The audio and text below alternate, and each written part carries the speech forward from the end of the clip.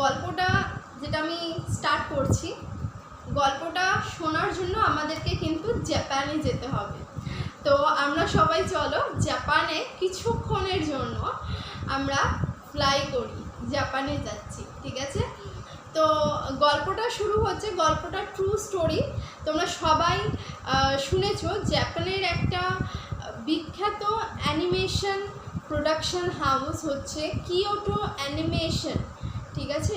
যেখানে চাকরি পাওয়ার জন্য মানে যারা অ্যানিমেশন নিয়ে পড়াশুনো করছে, গ্র্যাজুয়েশন করছে, জাপান বলো চায়না বলো, মানে এই ধরনের বিদেশে যারা পড়াশুনো করছে অ্যানিমেশন নিয়ে, অ্যানিমেশন বলে যে সাবজেক্টটা আছে সেটা নিয়ে, সবাই সেই অ্যানিমেশন গ্র্যাজুয়েট হয়ে সবাই চায়, সবার একটাই ইচ্ছা থাকে যে আমি আর কোথাও না, কিয়োটো অ্যানিমেশন প্রোডাকশন হাউসেই যাতে আমার চাকরি হয়।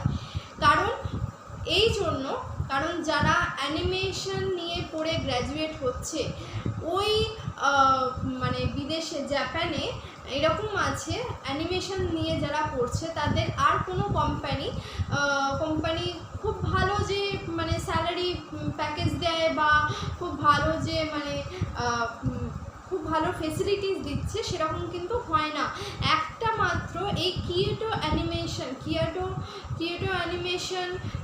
যে প্রোডাকশন হাউস রয়েছে সেখানে চাকরি যারা করছে তাদের আর কোনো দিন পেছন ফিরে তাকাতে হয় না তাদের কেরিয়ারে, যে তাদের মানে এটা ভাবতে হয় না যে আমি ভুল ডিসিশন নিয়েছি লাইফের, এখানে আমার চাকরি করে আমার পোষাচ্ছে না বা চাকরি ছেড়ে দিতে হবে। মানে এত ভালো একটা প্রোডাকশন হাউস। আর যারা জাপানিজ অ্যানিমি দেখো তারা জানবে এই কিয়োটো প্রোডাকশন হাউসের মানে কী আর কি প্রোডাকশন ওরা এখনো পর্যন্ত টিভিতে শোয়ের মাধ্যমে দেখায়। তার মধ্যে আমি কয়েকটা নাম তোমাদেরকে বলে দিচ্ছি। সেটা হচ্ছে তোমার ক্লায়েন্ট ভয়েস বলে একটা শো হয়, মানে আমি ঠিক পার্টিকুলার ওরকমভাবে বলতে পারবো না কারণ আমার জাপানিজ অ্যানিমি সম্বন্ধে সেইভাবে কোনো ধারণা নেই। তবু আমি যতটুকু জানি এই পুরোটাই কিন্তু আমার ইন্টারনেট থেকেই, ঠিক আছে? ইন্টারনেট থেকেই কিন্তু আমার নলেজটা নেওয়া। সো আমি যেটুকুনি জানি আমি তোমাদের সামনে তুলে ধরছি। ওদের বাই প্রোডাকশন হিসাবে ওরা যে জিনিসগুলো এখনো পর্যন্ত ওদের প্রোডাকশন হাউস থেকে লঞ্চ করেছে বা শোয়েতে দেখায় সেটা হচ্ছে তোমার কে অন আছে তার মধ্যে, আর রয়েছে ফ্রি, তার মধ্যে রয়েছে হারুহি সুজুমিয়া, ঠিক আছে? নামগুলো একটু কঠিন বাট এইগুলো হচ্ছে ওদের ফেমাস প্রোডাকশন হাউসের একটা ফেমাস কিছু শোজ, ঠিক আছে? আর বলে নি যে আর কি এই ঘটনাটা ঘটিয়েছিল, মানে যে আর কি ভিকটিম, যে আর কি মেনলি এই ঘটনাটা ঘটিয়েছে তার নাম হচ্ছে শিনজি আওবা বলে একটি ছেলে এই ঘটনাটা কিন্তু ঘটিয়েছিল, ঠিক আছে? তো ওর বক্তব্য অনুযায়ী বা ইন্টারনেট থেকে আমি যতটুকু জেনেছি সেটা হচ্ছে শিনজি আওবা বলে যে ছেলেটি ছিল সে এই মানে জাপানিজ যে অ্যানিমি যে শোজগুলো হতো সেগুলো দেখতে খুবই ভালোবাসত, ঠিক আছে? কিন্তু কি কারণে ঘটেছিল বা কি কারণে এটা করেছিল সেটা ঘটনাটা হয়ে যাবার ইনভেস্টিগেট করার 1-1.5 মাস পর তার মুখ থেকে জানা যায়। কারণ এই ঘটনাটা এতটাই ভয়াবহ হয়েছিল যে ঘটনাটায় মানে ও নিজেও কিন্তু অনেক মানে কি বলবো অনেকটাই আর কি হার্ম পৌঁছিয়েছিল নিজের ওপরেও হার্ম পৌঁছেছিল। মানে ঘটনাটা এতটাই মারাত্মক লেভেলের হয়েছিল ভাবতে পারবে না। তো চলো ঘটনাটা বলা স্টার্ট করছি। প্রথমেই আমি বলে নেব এই কিয়োটো অ্যানিমেশনের যেটা আমি গল্পটা বলছি এটা অ্যাকচুয়াল ট্রু স্টোরি, এবং এই স্টোরিটার একটাই মানে হেডলাইন আমি ইন্টারনেট থেকে পেয়েছি। তো সেটা হচ্ছে এটা এটা হচ্ছে তোমার কিয়োটো অ্যানিমেশন হেডকোয়ার্টারের ম্যাসাকার। এটা বলে তোমরা যদি ইন্টারনেটে সার্চ করো তাহলে পুরো ঘটনাটাই তোমরা কিন্তু দেখতে পারবে, ঠিক আছে? এটা ট্রু স্টোরি। এবং এটা বলা বাহুল্য যে জাপানের পুলিশ বা কিয়োটো অ্যানিমেশন এখনও রয়েছে এই প্রোডাকশন হাউস, তো এরা এই ঘটনাটা ঘটার পর ইনভেস্টিগেশনের পর নিজেরাও শকড হয়ে গেছিল যে এটা ভেবে দ্বিতীয় বিশ্বযুদ্ধের পর জাপানে ঘটে যাওয়া এটা প্রথম এই ধরনের মানে এই ধরনের এত মর্মান্তিক হত্যাকাণ্ড, মানে এর পরে বা এর আগে এত মর্মান্তিক এত বাজে মানে কি বলবো দুঃস্বপ্ন বলতে পারো, এরকম কিছু আর হয়নি কোনোদিন দ্বিতীয় বিশ্বযুদ্ধের পর, ঠিক আছে? তো গল্পটা শুরু হচ্ছে, যেটা তার আগে বলে নিই যে বিল্ডিংটা মানে কিয়োটো অ্যানিমেশনের বিল্ডিংটা যেটা ছিল সেই বিল্ডিংটার একটু বর্ণনা তোমাদেরকে দিয়ে দিচ্ছি। বিল্ডিংটা ছিল তোমাদের 3টে বিল্ডিং আছে, কিয়োটো অ্যানিমেশনের 3টে বিল্ডিং, ঠিক আছে? আমি লিখে রেখেছি, মানে এটা তো ট্রু স্টোরি, অবশ্যই আমাকে লিখে রাখতে হবে, কারণ আমি কোনো ইনফরমেশান ভুল তথ্য তোমাদেরকে দিতে পারবো না, তো তার জন্য তো আমি ইন্টারনেট থেকে সার্চ করে আমি যেটুকুনি পেয়েছি সেটাতে মানে মেনশন করা আছে এই কিয়োটো অ্যানিমেশন প্রোডাকশন হাউসের 3টে বিল্ডিং আছে। 3টে বিল্ডিং হচ্ছে স্টুডিও 2, যেটাতে হচ্ছে হেড অফিস, স্টুডিও 2টা হচ্ছে হেড অফিস। আর এর মধ্যে কোন কোন পার্ট আছে আমি বলে দিচ্ছি। বিল্ডিংয়ে রয়েছে মানে স্টুডিও 1, স্টুডিও 2 এবং স্টুডিও 5। এবার এইটা ভাবা বা এইটা তোমরা ভাবতেই পারো যে এই বিল্ডিংয়ের মধ্যে স্টুডিও 1 আছে, স্টুডিও 2 আছে আর আছে স্টুডিও 5, কিন্তু এইটা ভাববার বিষয় যে স্টুডিও 3 আর 4 কেন নেই, আর এটা একটু মিস্টেরিয়াস ব্যাপার, এটা কেন নেই কেউই জানে না, কিন্তু স্টুডিও বিল্ডিংগুলো এইভাবেই কিন্তু তৈরি আর কি, স্টুডিও 1, স্টুডিও 2, স্টুডিও 5, ঠিক আছে?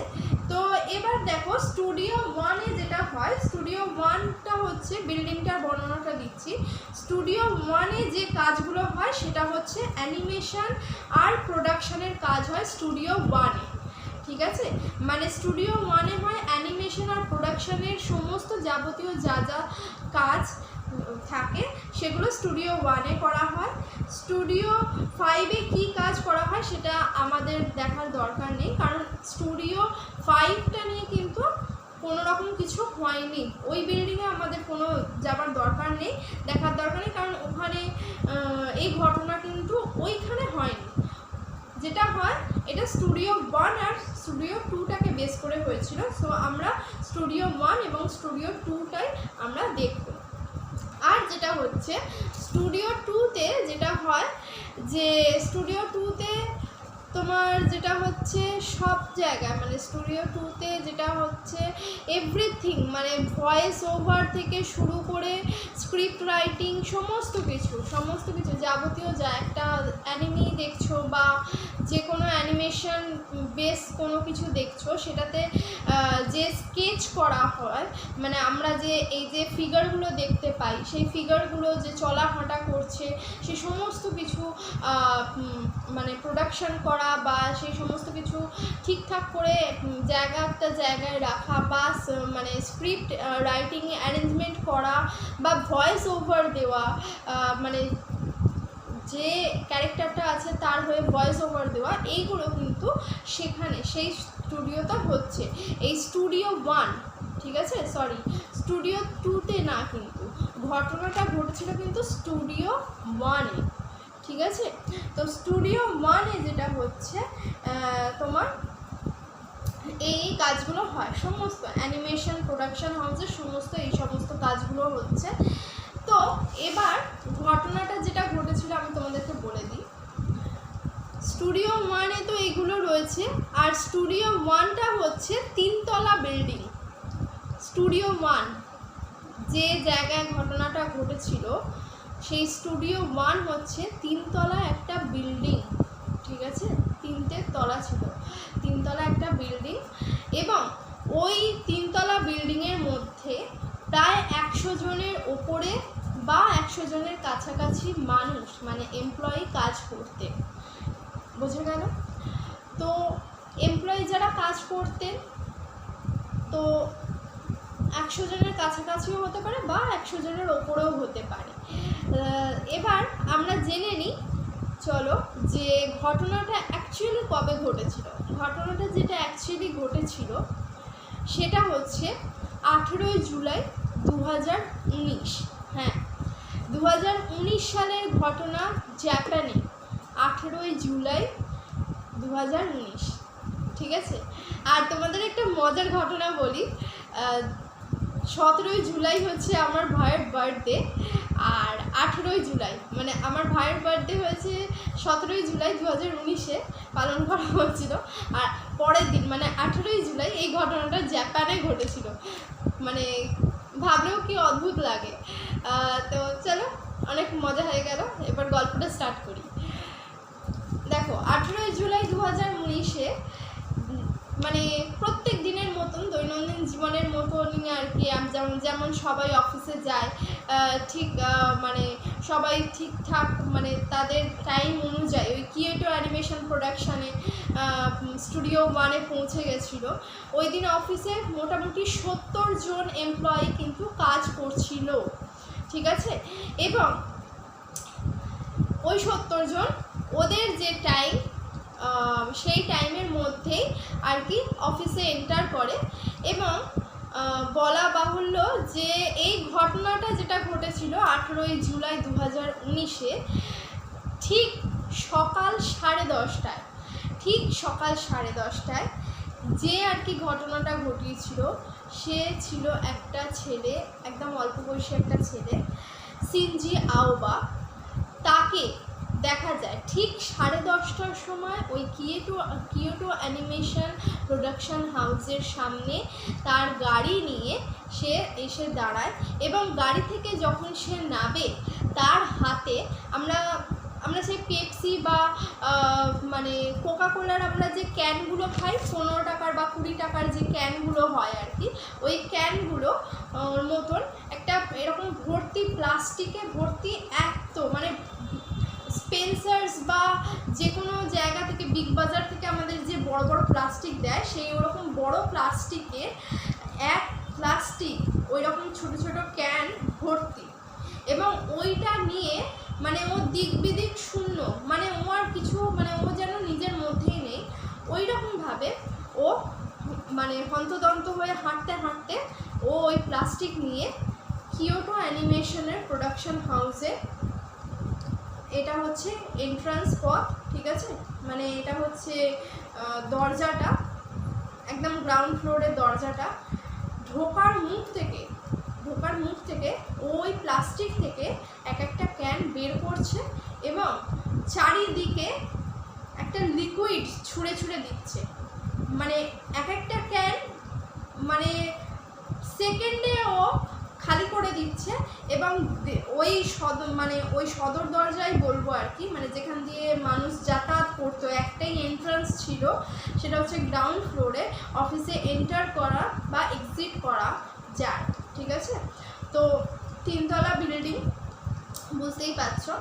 তো গ্রাউন্ড ফ্লোর দিয়ে ও ঢুকছে দরজাটা দিয়ে, এবং ও জাস্ট গ্রাউন্ড ফ্লোরে পাটা রেখেছে, দরজা দিয়ে ঢুকতে যাবে, ও হাত থেকে ওই প্লাস্টিকের মধ্যে থেকে একটা ক্যান বের করে খুলে ও পুরো দরজায় এবং মাটিতে, ফ্লোরেতে একদম ছড়াতে থাকছে লিকুইডটা, কোথাও বাদ দিচ্ছে না। মানে ডেস্ক থেকে শুরু করে ওই ফ্লোরের মধ্যে যত ডেস্ক ছিল, আসবাবপত্র ছিল, আলমারি ছিল, এমনকি ফাইলপত্র ছিল, দেয়ালও বাদ দেয়নি আর কি, মানে ঘরের কোনায় কোনায় আর কি ও ওই লিকুইডটা ছড়িয়ে দিচ্ছে। এমনকি মানুষের ওখানে যতজন মানুষ ছিলেন, এমপ্লয়িরাও তো কাজ করছিলেন, তো ওখানে যতজন মানুষ ছিলেন তাদের গায়েতেও কিন্তু ও ওই লিকুইডটা ছুঁড়ছিল। এবং তারা কিভাবে জানতে পারলো লিকুইডটা কী ছিল সেটা শোনো।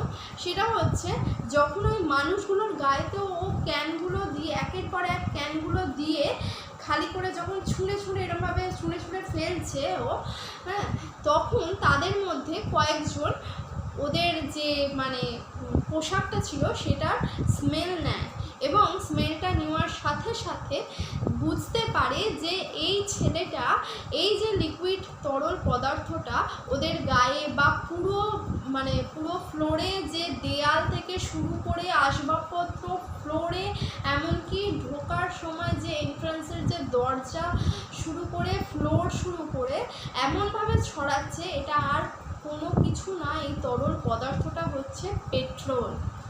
ঠিক আছে, মানে এতটাই সাংঘাতিক ওই ছেলেটা, এবং তারা সকলে মানে তাদের গায়ে এতটা বেশি পরিমাণে সে দিয়ে দিচ্ছে এবং চারিদিকে ঘরের কোনায় কোনায় দেয়াল থেকে শুরু করে আসবাবপত্রে এমনকি ফ্লোরেতেও এমনভাবে ছড়িয়ে দিচ্ছে যে মানে কেউ যদি এক পা এদিক থেকে এদিক হয় তাহলে সাথে সাথে স্লিপ কেটে পড়ে যাবে, মানে এত বেশি পরিমাণে ও তরলটা ছড়িয়ে দিচ্ছে চারিদিকে।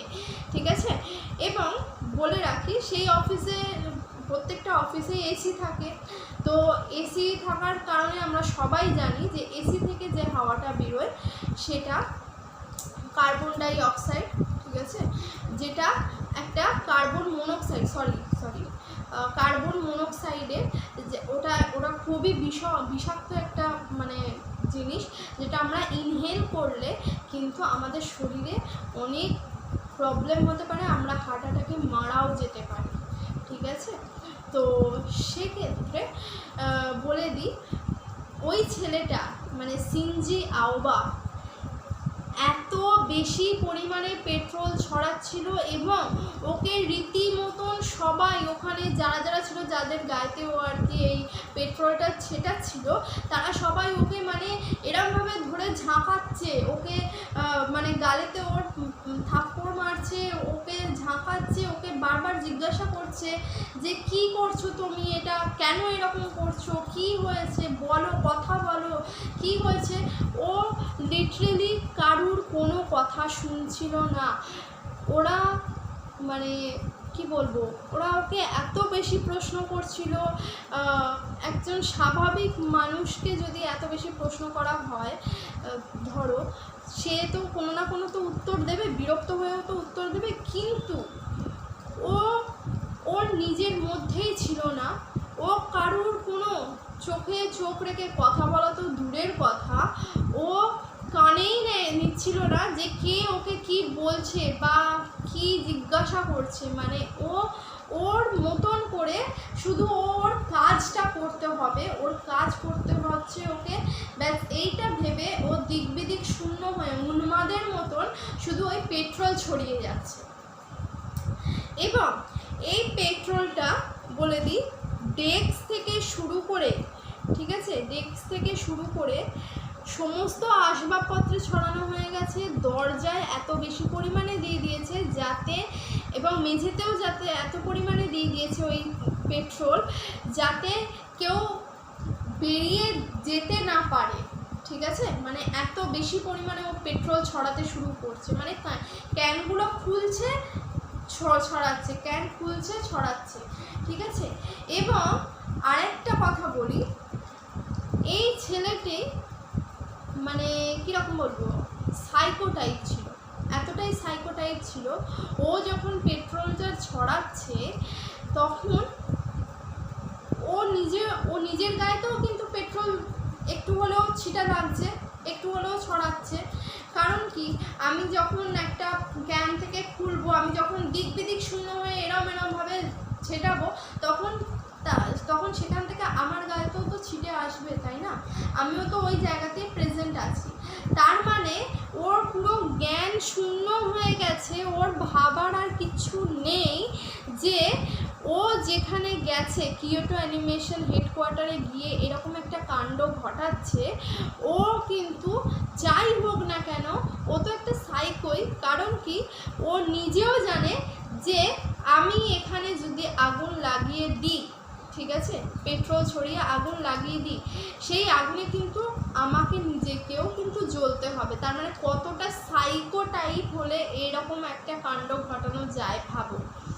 তো এবার যাই হোক, এবার ও মানে ওখানে যারা ওয়ার্কার ছিল আর কি, যারা আর কি ওখানে কাজ করছিল, তারা সবাই তো খুব ওয়ারিড হয়ে গেছে যে চেনা নেই জানা নেই একটা অচেনা ছেলে হঠাৎ এরকম 10:30 সকাল, ঠিক 10:30 বাজে দিনের শুরুতে আমাদের এই হেডকোয়ার্টারে ঢুকে, স্টুডিও 1-এ ঢোকে এবং সামনের দরজা দিয়ে ঢুকতেই ও আর কি পেট্রোল এরমভাবে ছড়াচ্ছে। কি হচ্ছে, কেউ কিছু কেউ কিছু ভাববে সেই ভাবার সময়টুকু কেউ পাচ্ছে না। ওকে জিজ্ঞাসা করে যাচ্ছে যে কি হয়েছে তুমি কেন এরকম করছো, কিন্তু ওর দিক থেকে কোনো আনসার ও করছে না কাউকে। ও কতটা সাইকো টাইপ হলে এই ধরনের বিহেভ করা যায়, ঠিক আছে।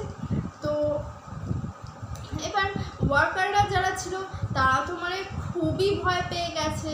এবার কি হয়েছে দেখো, এখন সব জায়গায় যেই দেখছে যে আমার পেট্রোলটা ছেটানো হয়ে গেছে, পেট্রোল ছেটানোর পর ও কি করেছে, ওর যে পকেট ছিল সেই পকেটে একটা লাইটার ছিল।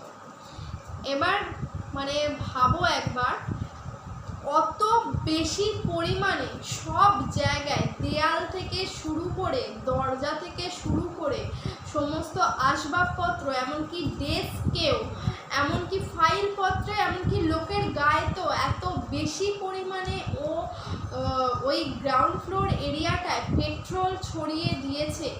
ও পকেট থেকে জাস্ট 15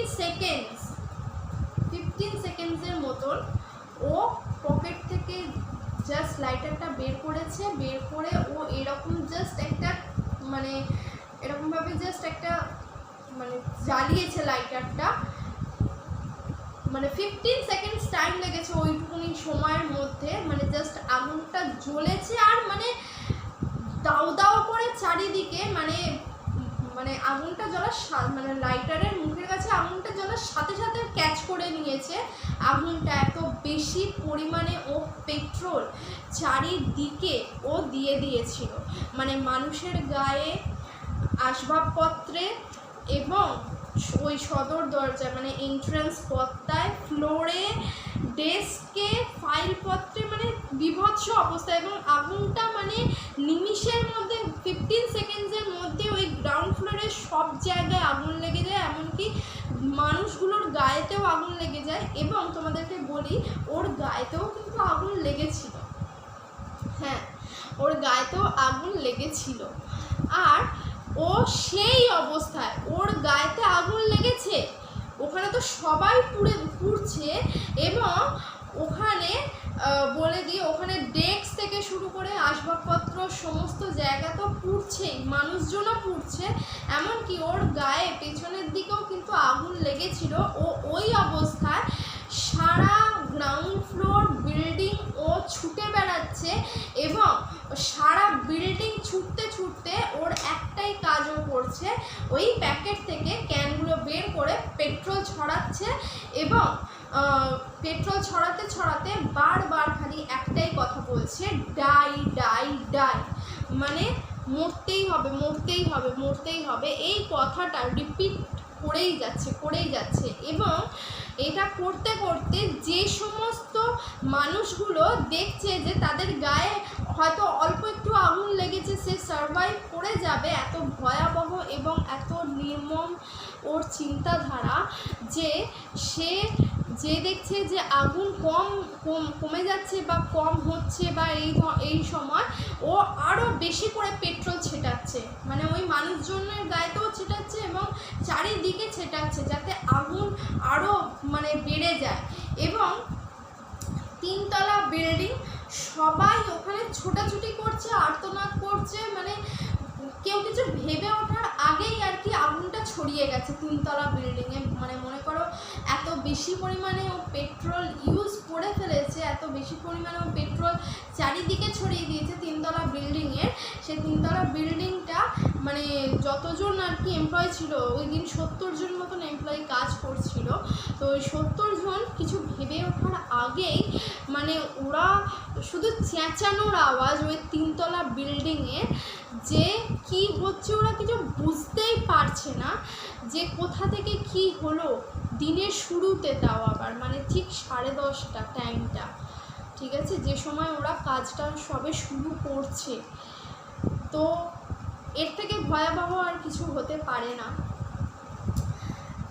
এবার 3তলা বিল্ডিংটা সবাই তো আর্তনাদ করছে, ওর মানে ওর ভয়াবহতা এতটা প্রচণ্ড লেভেলে চলে গেছে যে ওরকম পেট্রোল ছড়াচ্ছে আর কন্টিনিউয়াসলি একটাই কথা বলছে, ডাই ডাই ডাই বলে চেঁচাচ্ছে আর পেট্রোল ছুঁড়ে যাচ্ছে।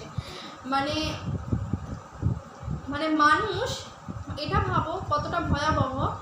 আমরা জানি যদি শর্ট সার্কিটও হয়ে থাকে বা কোনো কারণে আগুন লেগে থাকে কোনো একটা অফিস এরিয়া বা অফিসের মধ্যে, তাহলে মানুষ ওই কার্বন মনোক্সাইড ছড়ানোর ফলে অজ্ঞান হয়ে যাবে। তারপর কিন্তু মানুষের গায়েতে আগুনটা লাগবে, তবে সে মানে অজ্ঞান অবস্থায় জ্বলে মারা যাবে।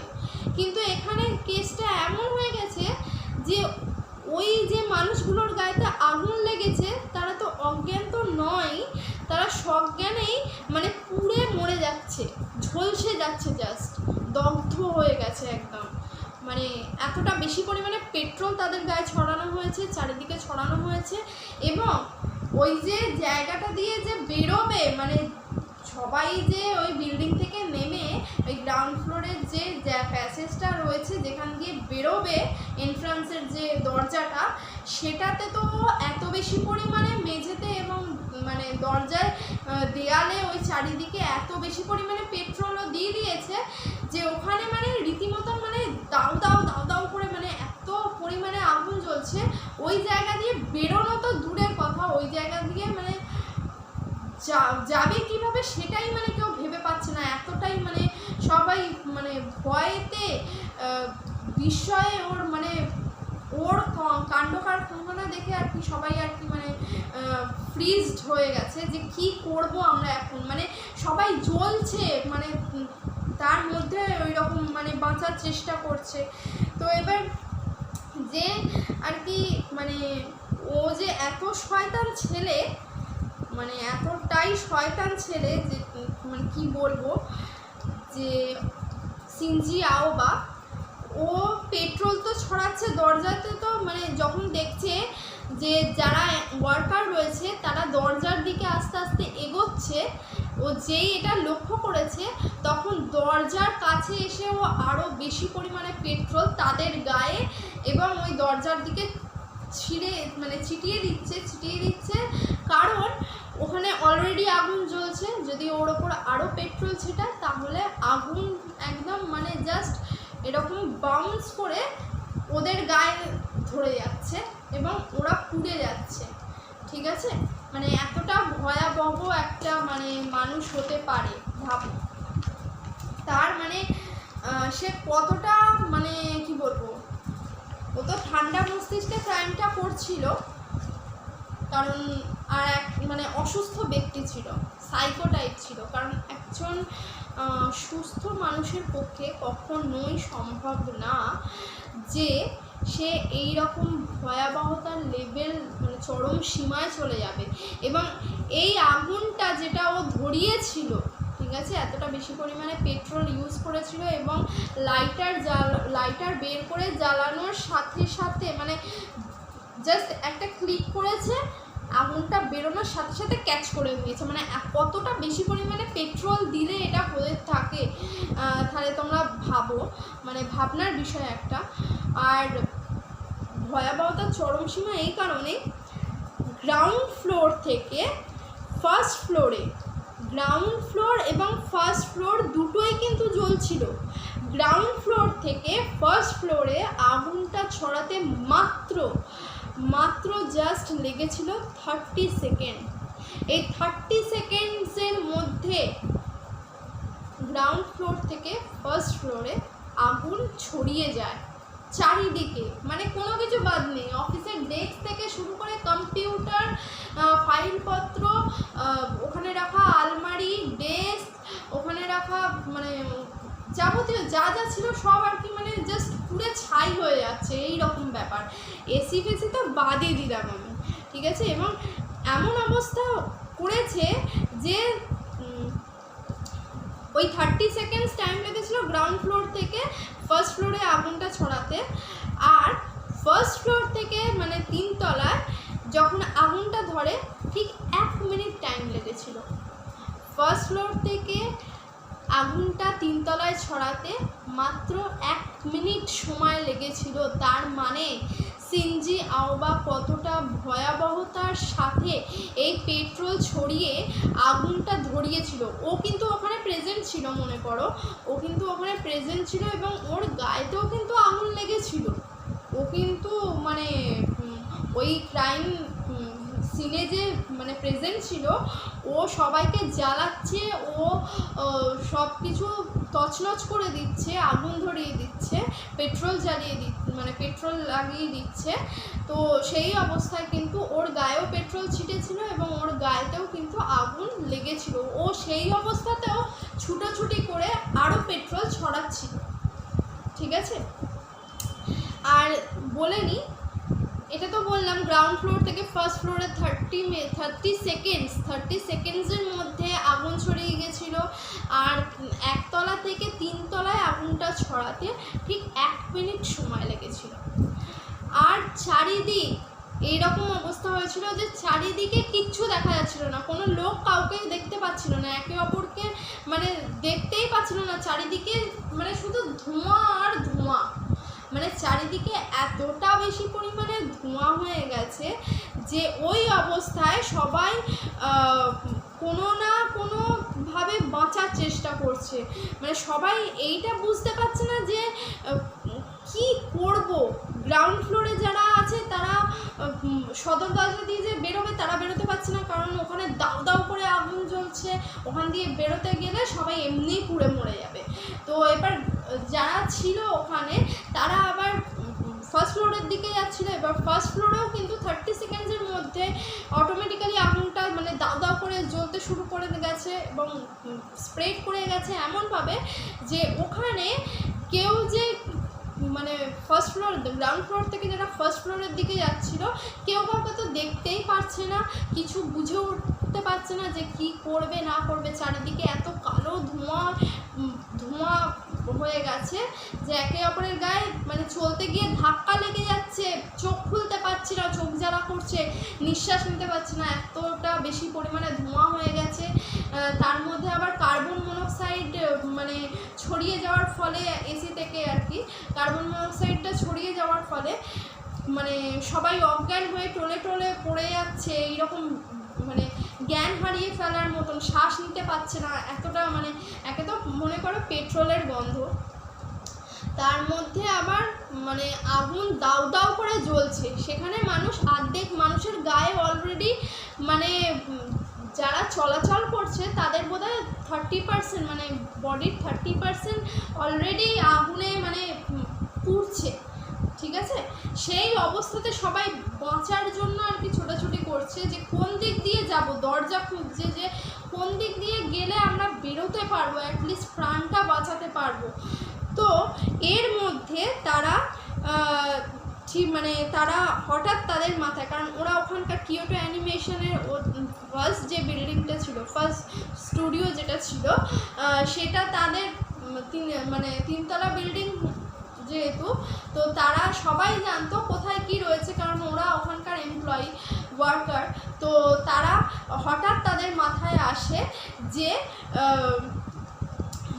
এখানে ছাদে যাওয়ার একটা সিঁড়ি আছে, এই সিঁড়িটা দিয়ে আমরা ছাদে কোনো রকমভাবে যদি ছাদে পৌঁছতে পারি তাহলে অন্তত পক্ষে আমরা একটা ফ্রেশ এয়ার পাবো, ঠিক আছে, এবং আমরা প্রাণে বাঁচার জন্য ওই ছাদ থেকে একটা অ্যাটলিস্ট জাম্প করে রাস্তায় কোনোভাবে পড়ে যেতে পারবো, যাতে মানুষজন আমাদেরকে রাস্তায় দেখতে পেয়ে সাথে সাথে অ্যাম্বুলেন্সে খবর দেয় এবং আমরা হসপিটালে পৌঁছতে পারবো।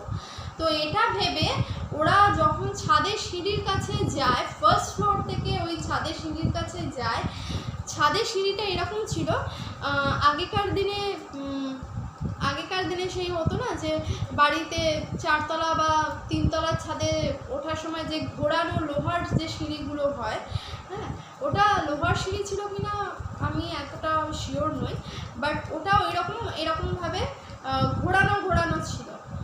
আমাদের বাড়ির যে 4 তলার ছাদের সিঁড়িটা আই থিঙ্ক তোমরা দেখেছো, তোমাদেরকে দেখিয়েছিলাম, মানে ঘোরানো সিঁড়ি এরকমভাবে ওই রকম সিঁড়ি ছিল। এবং ওই সিঁড়িটা এমনই সিঁড়ি ছিল, ওই ঘোরানো সিঁড়ি দিয়ে নামা ওঠার জন্য অন্তত পক্ষে 2 জন বা 3 জনের বেশি মানুষ কিন্তু উঠতে পারবে না বা নামতে পারবে না, কারণ ওটা তো ঘোরানো সিঁড়ি না, প্যাসেজটা ছোটো। তো ওখানে এরকম লম্বা সিঁড়ির মতন, মানে একানে সিঁড়ির মতন আমি চাইলেই এরকমভাবে 4-5 জন একসাথে উঠতে পারবো না। ওখানে আমাকে ঘোরানো সিঁড়িতে উঠতে গেলে আমাকে হয় 2 জন বা 3 জন আমাকে এক এক করে উঠতে হবে এবং নামার সময় আমাকে এক এক করে নামতে হবে। এই রকম প্রসেস ছিল, তবে আমরা ছাদে পৌঁছতে পারবো। তো এতটাই দুষ্কর হয়ে পড়েছিল, মানে ওরা চিন্তা ভাবনাও করতে পারছিল না। কেউ কিছু ভেবে ওঠার আগেই ওরা মানে পুড়ে যাচ্ছে, জাস্ট কেউ কিছু ভাবার আগে। আমাদের তো একটা ভাবার সময় লাগে না, যে আমি এটা করব বা এটা হলে এটা করব, কিন্তু ওই পরিস্থিতিতে চারিদিকে আগুন আর আগুন, এবং ওদের গায়েতেও আগুন, ওই ওয়ার্কারগুলোর গায়েতেও আগুন।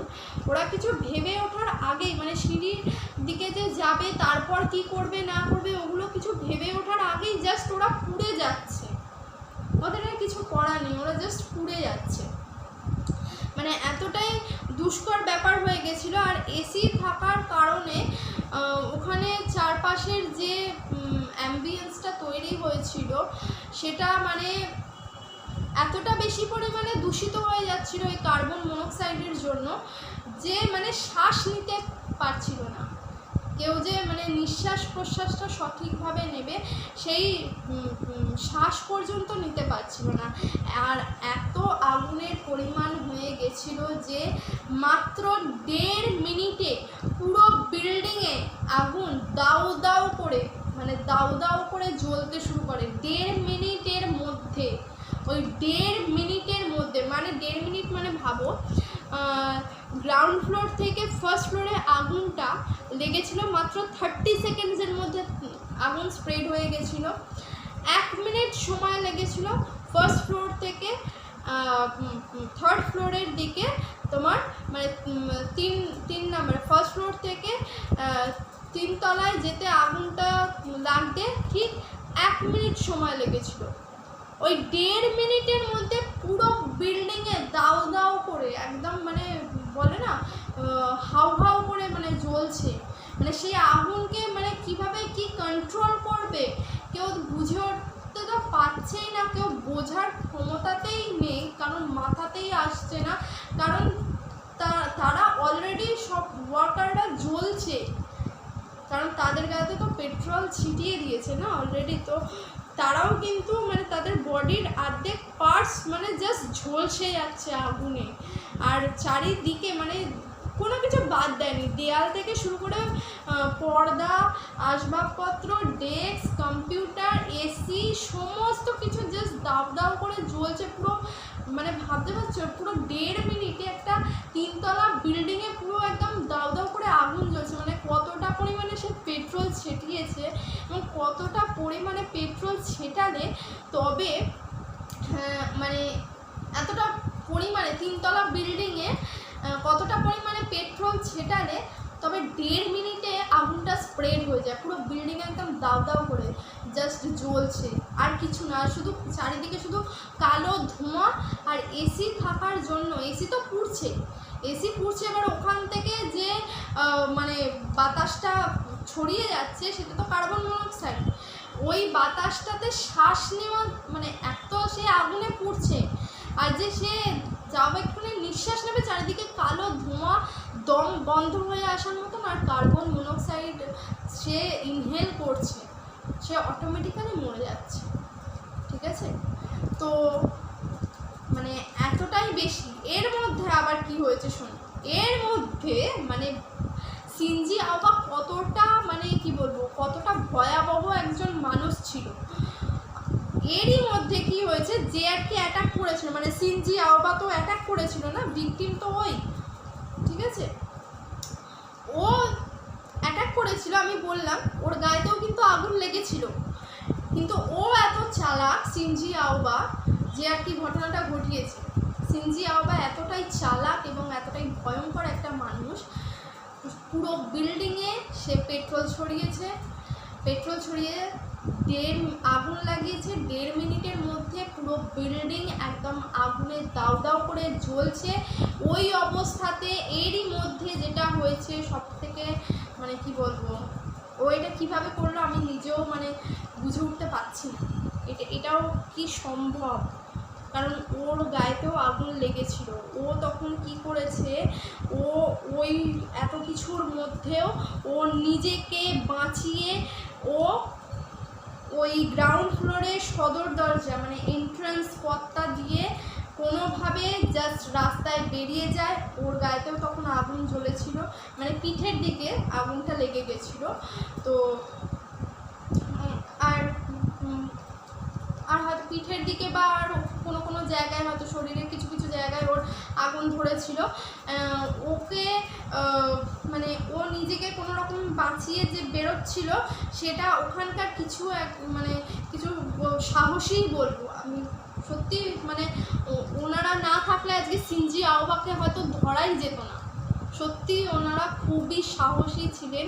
কিয়োটো অ্যানিমেশনের এমন কিছু ওয়ার্কাররা ছিলেন যারা ওকে ফলো করে, মানে দুজন না তিনজন ব্যক্তি ছিলেন, ওয়ার্কার ছিলেন যারা ওকে ফলো করে, মানে ও যে বেরোচ্ছে ও ওই অবস্থাতে মানে 1.5 মিনিটের মধ্যে পুরো বিল্ডিংয়ে আগুন ধরে গেছে, এরই মধ্যে ও আর কি বেরোচ্ছে, এটা দেখে ওখানে থাকা 2জন না 3জন এমপ্লয়ি ওকে ফলো করে এবং কোনো রকমে ওর সাথেও ওরা মানে রাস্তায় বেরোয়, ঠিক আছে, মানে এন্ট্রান্স দিয়ে কোনোভাবে বেরিয়ে যায় সদর মানে গ্রাউন্ড ফ্লোরে, একদম এসে গ্রাউন্ড ফ্লোরের ওই দরজাটা দিয়ে বেরোয়, ওর পেছনে ফলো করে এবং ওরা ওর সাথে ছুটতে থাকে। ছুটতে ছুটতে ওরা কোনোভাবে ওকে ধরে নিয়ে ধরাশায়ী করার জন্য ওকে মানে ঘুষি টুসি মেরে আর কি ওকে রাস্তায় ধরে শুইয়ে দেয়। এবং ভগবানের অশেষ কৃপা বলবো, তারপর তারা যে ওকে ধরাশায়ী করে শুইয়ে দেয় রাস্তায়, তারাও কিন্তু তাদের গায়েতেও কিন্তু অলরেডি আগুন জ্বলছে, ঠিক আছে, এবং ওর গায়েতেও আগুন জ্বলছে। তো ওকে ধরে রাস্তায় জাস্ট এরকমভাবে শুইয়ে দেয় এবং ধরে থাকে।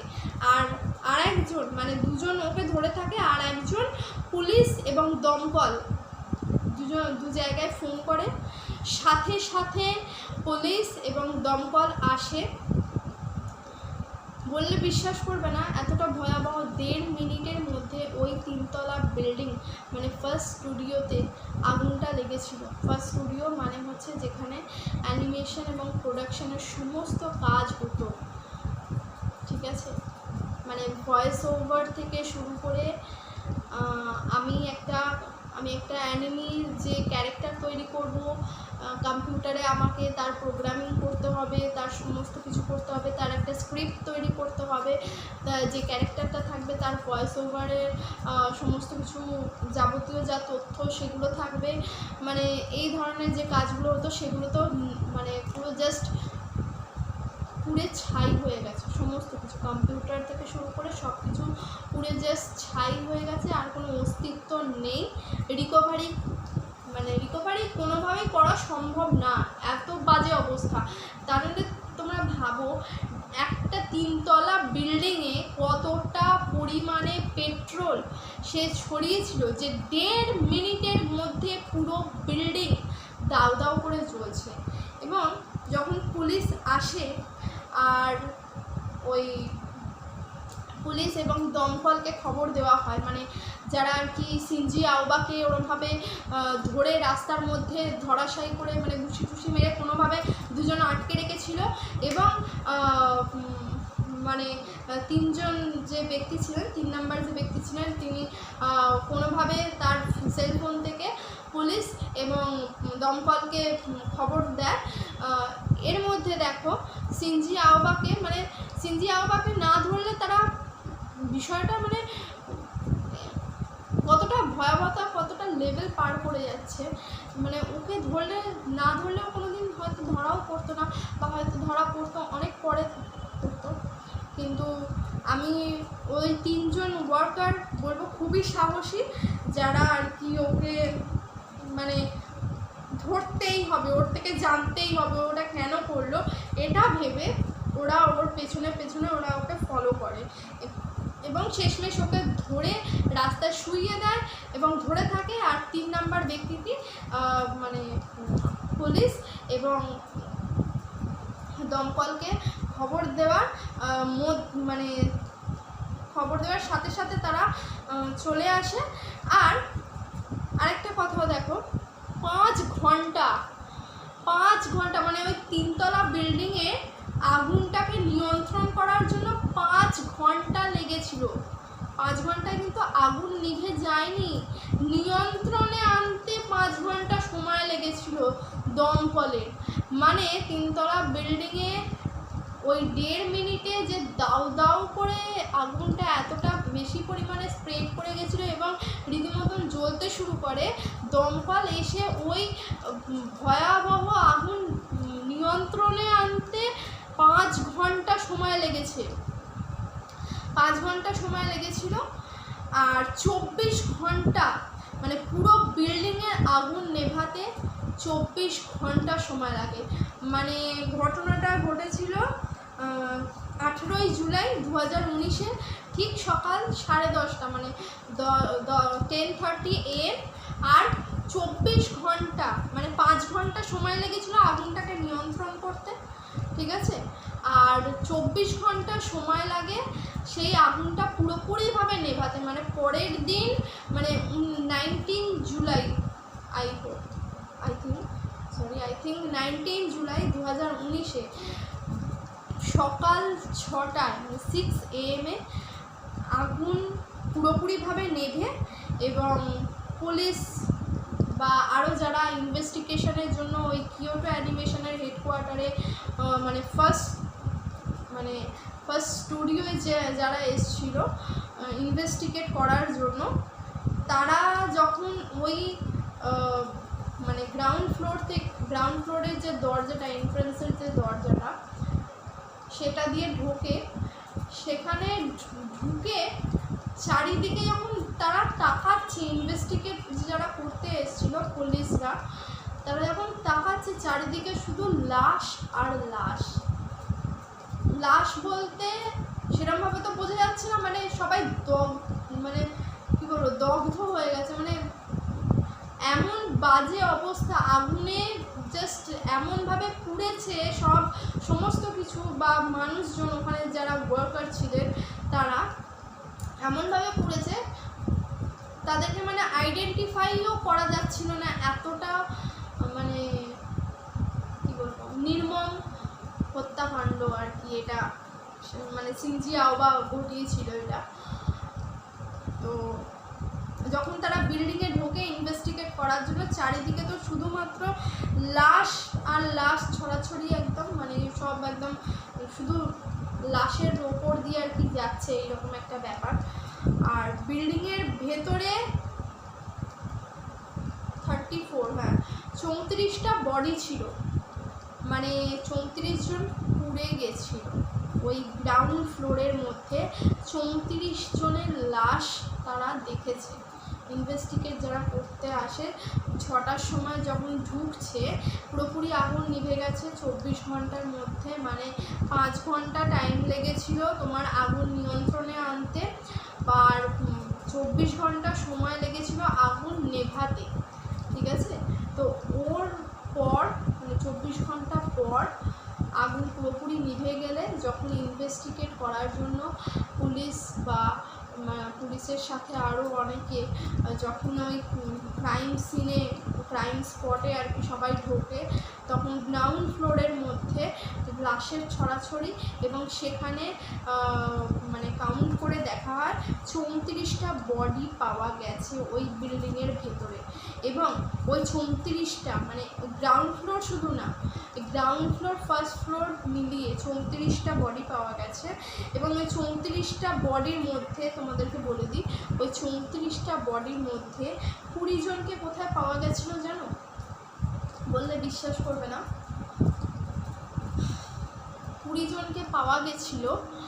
আমি যে বললাম না যে অনেকে তাদের প্রাণ বাঁচানোর জন্য মানে লাস্ট একটা প্রচেষ্টা সবাই করে যে আমি মরবো না, আমাকে যে করে হোক আমার প্রাণটা বাঁচাতেই হবে। আমি বললাম ওরা জানতো যে কিয়োটো অ্যানিমেশনের ওই ফার্স্ট স্টুডিও 3তলা বিল্ডিং আছে, 3তলা বিল্ডিংয়ে আমি যেহেতু গ্রাউন্ড ফ্লোরের ওই দরজাটা দিয়ে আমরা বেরোতে পারবো না, সেহেতু আমাদের কোনো উপায় নেই, আমাদেরকে ছাদে পৌঁছতে হবে কোনো না কোনো উপায়। ছাদ থেকে আমরা জাম্প করে মাটিতে পড়তে পারি, মানে রাস্তায় জাম্প দিতে পারি, যাতে করে আমাদেরকে লোকে দেখে অ্যাটলিস্ট হসপিটালে নিয়ে যাবে। আর যদি আমরা কোনোভাবে ছাদে পৌঁছই অ্যাটলিস্ট ফ্রেশ এয়ারে চলে যাব ওখান থেকে, তারপর আমি জাম্প করতে পারবো। এটা ভেবে লাস্ট প্রচেষ্টা যারা করেছিল যে 20 জন, তাদের সবাইকে ওই ছাদে ওঠার যে ওই ঘোরানো সিঁড়ি, ওই ঘোরানো সিঁড়ির ওপর পড়ে থাকতে দেখা যায় দগ্ধ অবস্থায়।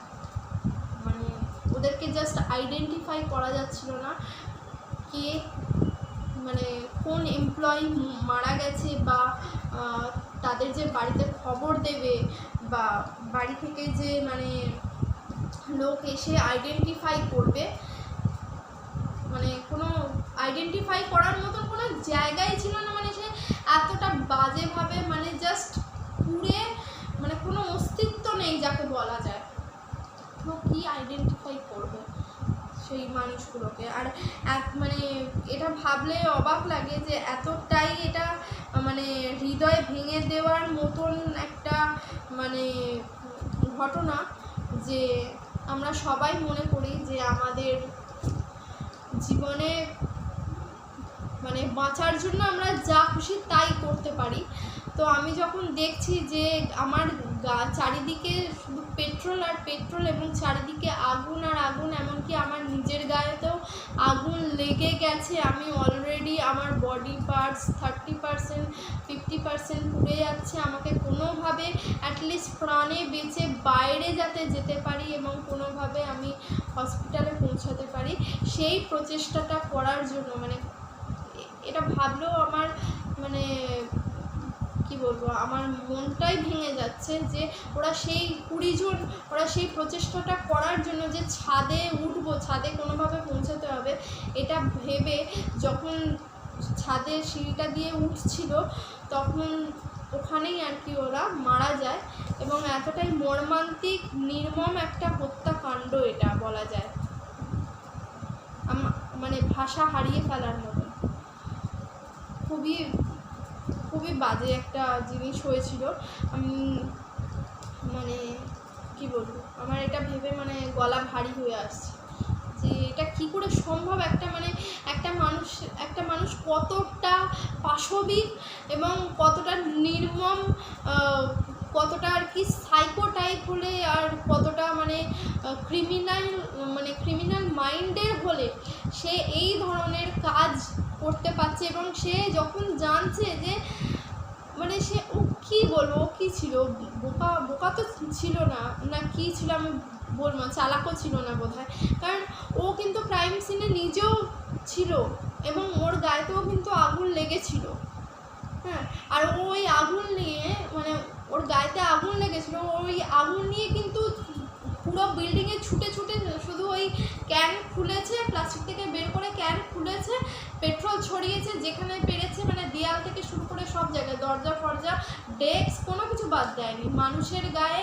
এবং যখন মানুষগুলো দেখছে পুড়ছে না, মানুষগুলো কোনোভাবে বাঁচার প্রচেষ্টা করছে, তখন আরও বেশি পরিমাণে পেট্রোল তাদের গায়ে ছড়িয়ে দিচ্ছিল এবং আগুনের দিকে তাদেরকে ঠেলে দিচ্ছে। আর আগুন যেখানে আছে সেখানে আরও বেশি করে পেট্রোল ছিটিয়ে দিচ্ছে, যাতে আগুনটা আরও চারিদিকে স্প্রেড হয়ে যায়, খুব তাড়াতাড়ি দাও দাও করে জ্বলে যায়। আর তার কারণেই 1.5 মিনিট মাত্র 1.5 মিনিট সময় লেগেছিল ওই 3তলা বিল্ডিং দাউ দাউ করে জ্বলে উঠেছিল, এতটা ভয়াবহ। এবং যারা ছিল, যারা মারা গেছিলো ওই 30 জন, মানে তাদের মানে 34 জন, 34টা লাশ পাওয়া গেছিলো। তো 34টা লাশের মধ্যে 20 জনকে পাওয়া গেছিলো ওই ছাদে ওঠার ওই সিঁড়িটা, যাদেরকে মানে ওই 34 জনকে আইডেন্টিফাই করা, তো মানে ইনভেস্টিগেটরদের মধ্যে, মানে ইনভেস্টিগেটররা ভাবছে যে আমরা কীভাবে আইডেন্টিফাই করবো এদেরকে, এদের মধ্যে এদের কোনো অস্তিত্বই নেই, কীভাবে আমরা কীভাবে জানবো যে কে মারা গেছে। মানে একটা মানুষ মারা গেলে অ্যাটলিস্ট তাকে দেখে আমি তার জামা কাপড় হোক বা তার কিছু একটা মানে অস্তিত্ব, তার বডি বা কিছু দেখে আমরা যেমন আইডেন্টিফাই করব, বা তার বাড়ির লোককে আমরা ডেকে পাঠালে সে আইডেন্টিফাই করতে পারবে যে তারা তার পরিবারের লোক কিনা, বা একটা কোম্পানি তাকে মানে শনাক্ত করতে পারবে যে হ্যাঁ আমার এই এমপ্লয়ি মারা গেছে। মানে খুবই দুষ্কর ব্যাপার হয়েছিল তাদেরকে আইডেন্টিফাই করা, কিন্তু তবুও ইনভেস্টিগেটররা অনেক কিছু করেছিল। মানে যেটা ইন্টারনেট থেকে আমি জানতে পেরেছি যে তারা যেটা করেছিল ইনভেস্টিগেটররা, তারা মানে যারা মারা গেছিলো তাদের কোনোভাবে ডিএনএ টেস্ট করার জন্য তাদের মানে দাঁতের যে ভাঙা অংশ, কারোর দাঁতের যে ভাঙা অংশ যেগুলো ছিল সেগুলো দিয়ে তারা মানে শনাক্ত করার চেষ্টা করে, ডিএনএ টেস্ট করা হয়েছিল, তাদের মধ্যে আইডেন্টিফাই করা হয়েছিল। এবং 36 জন ওই বিল্ডিংয়ে যখন আগুনটা লাগে আর কি, 1.5 মিনিট সময় লেগেছিলো 3তলা বিল্ডিং পুড়ে যেতে, তখন ওখানে যারা কাজ করছিল মোটামুটি 70 জন এমপ্লয়ি কিন্তু ছিল। 70 জন এমপ্লয়ির মধ্যে 34 জনের লাশ পাওয়া গেছিলো, তার মধ্যে 34 জনের মধ্যে 20 জনকে পাওয়া গেছিলো ওই ছাদে ওঠার ওই সিঁড়িটা। তো 34 জনের বললাম, ইনভেস্টিগেটররা তাদের শনাক্তকরণের জন্য ডিএনএ টেস্ট করেছিল। কিভাবে ডিএনএ টেস্ট করা হয়েছিল, যেহেতু কোনো মানে ক্রাইম সিনে কোনো রকম কোনো শনাক্ত করার জন্য তাদেরকে কোনো তাদের বডি পার্টস বা সেরকম কিছু কোনো পাচ্ছিল না, তখন তাদের দাঁতের যে ভাঙা অংশগুলো ছিল সেই ভাঙা অংশগুলো দিয়েই ডিএনএ টেস্ট করে এবং আইডেন্টিফাই করা হয় যে কারা কারা মারা গেছে। এবং তার মধ্যেও আবার কেউ যারা বেঁচে ছিল তাদের মধ্যে 36 জন, 36 মানে 36 জনকে হসপিটালাইজ করা হয়, হসপিটালে ভর্তি করা হয়। 36 জনই এতটা গুরুতর আহত হয়, তা সেই 36 জনকে হসপিটালের আইসিইউ ওয়ার্ডে ভর্তি করা হয়েছিল।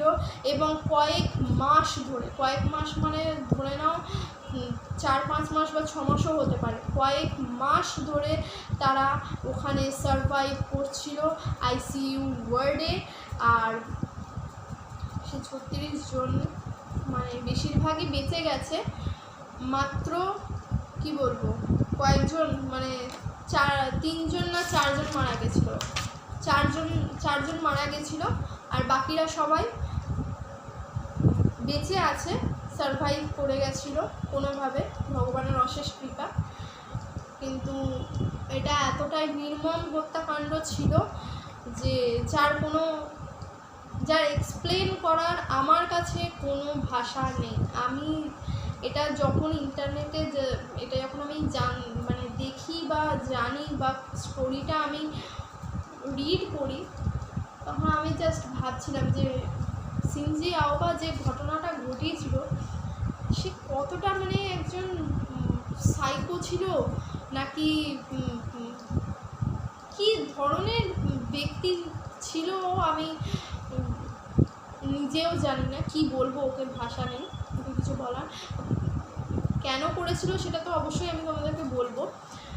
আর মানে সিনজি আওবা এটা করেছিল সত্যি, এটা দ্বিতীয় বিশ্বযুদ্ধের পর জাপানে ঘটা, মানে ওখানকার পুলিশ, জাপান পুলিশ এবং কিয়োটো অ্যানিমেশনে যারা একদম টপ লেভেলে আছে, মানে যারা আর কি ওই পুরো প্রোডাকশন হাউসটা চালায় আর কি, যাদের আন্ডারে এতজন এমপ্লয়ি কাজ করতো ফার্স্ট স্টুডিওয়ে, অ্যানিমেশন এবং প্রোডাকশন হাউস হিসাবে যে ফার্স্ট স্টুডিওটা ছিল, সেখানে যে 100 জনের কাছাকাছি বা প্রায় 100 জনই ধরতে গেলে যারা কাজ করতো, তাদের মধ্যে 70 জন সেদিনকে আর কি এরকম হয়েছিল, 70 জন ছিল ওখানে কাজ করছিল, এমপ্লয়িরা ওয়ার্কাররা ছিল 70 জন। 10:30টার সময় ঘটনাটা ঘটে 18 জুলাই 2019-এ শিনজি আওবা ঘটায়। আর 5 ঘন্টা লেগেছিল আগুন নিয়ন্ত্রণ করতে 3তলা বিল্ডিংয়ের, আর 1.5 মিনিটের মধ্যে 3তলা বিল্ডিং দাউ দাউ করে জাস্ট লিটারালি জ্বলছিল। মানে ভাবাই যায় না, এটা এটা এটা মানে অবিশ্বাস্য, অবিস্মরণীয় ঘটনা।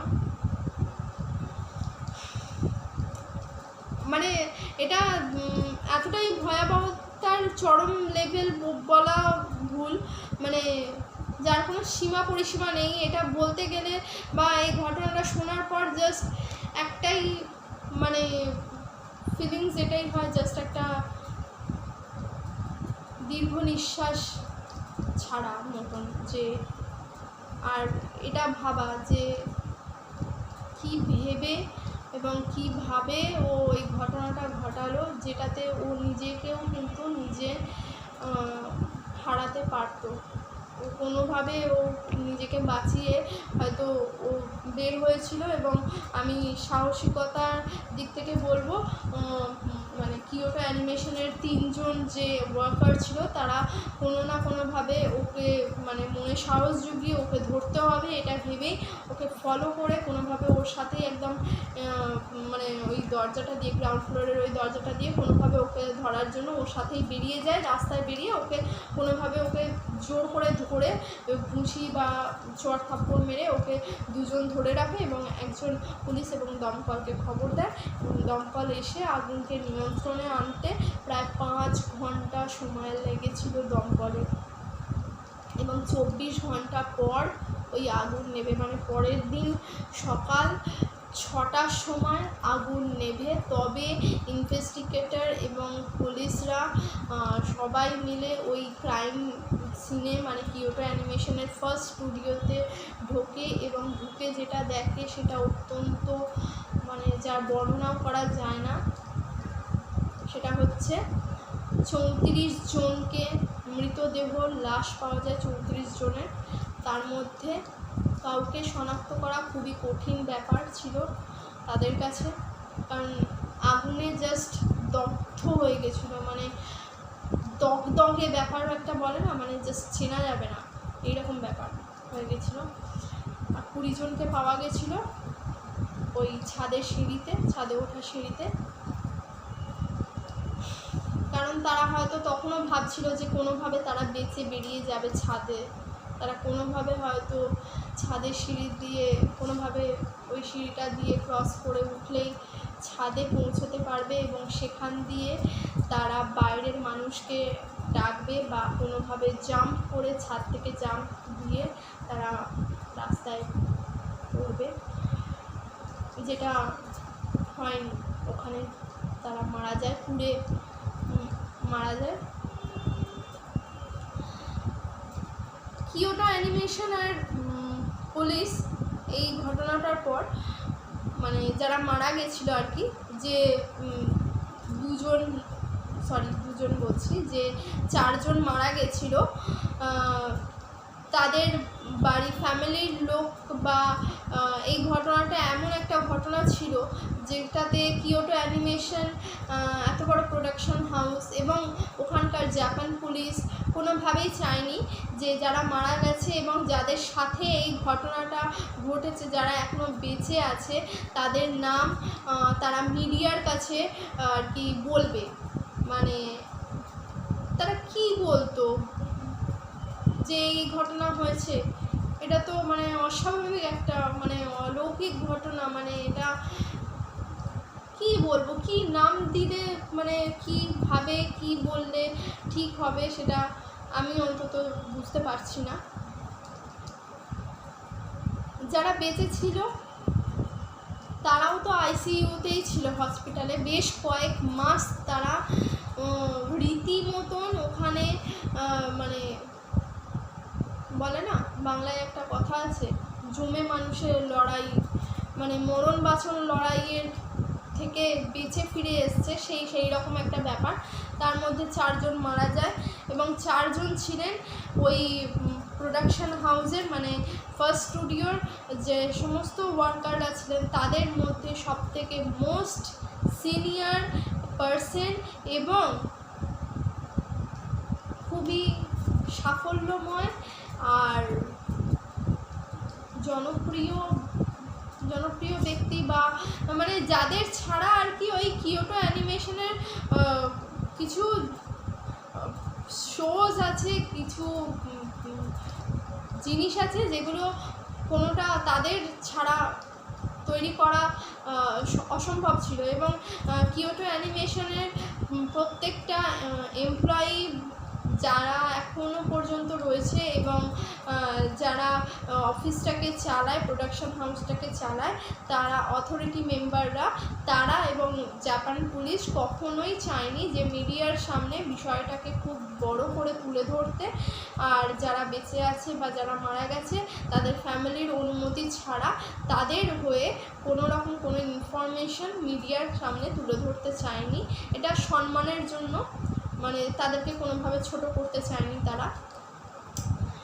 তো তারা জাস্ট একটাই কথা বলে যে শিনজি আওবা যে ঘটনাটা ঘটিয়েছিল জাপানে 18 জুলাই 2019-এ, সেটা ছিল দ্বিতীয় বিশ্বযুদ্ধের পর ঘটা মর্মান্তিক ভয়াবহতার চরম সীমা যাকে বলে একদম পার করে ফেলা একটা অত্যন্ত নির্মম একটা হত্যাকাণ্ডই বলতে পারবো, যেটা বলতে গেলে ভাষা হারিয়ে ফেলেছে। আমি নিজেও এই ঘটনাটা শুনে বা এখন বলতে গিয়ে আমি লিটারালি আমার ভাষা হারিয়ে যাচ্ছে যে আমি কি বলছি। মানে এই ঘটনাটা এতটাই গায়ে কাঁটা দেওয়ার মতন, এবং নিজেকে যদি আমি ওই জায়গায় রেখে ওই সময় ভাবি তো এটা জাস্ট নেওয়া যায় না। তো যারা মারা গেছিলো তাদের ফ্যামিলির লোকেরা, মানে যারা মারা গেছিলো, যে 4 জন নাম বলবো আমি, তাদের ফ্যামিলির লোকেরাই মিডিয়ার কাছে তাদের মানে যারা মারা গেছিলো তাদের কথা বলে যে আমার পরিবারের এই মানুষটি মারা গেছে এই ঘটনায়, কিয়োটো অ্যানিমেশন হেডকোয়ার্টার ম্যাসাকার। মানে আমার বলতে গিয়ে গলা কেঁপে যাচ্ছে, মানে এতটা মর্মান্তিক ঘটনা। এটা কি করে সম্ভব আমি জাস্ট ভাবতে পারছি।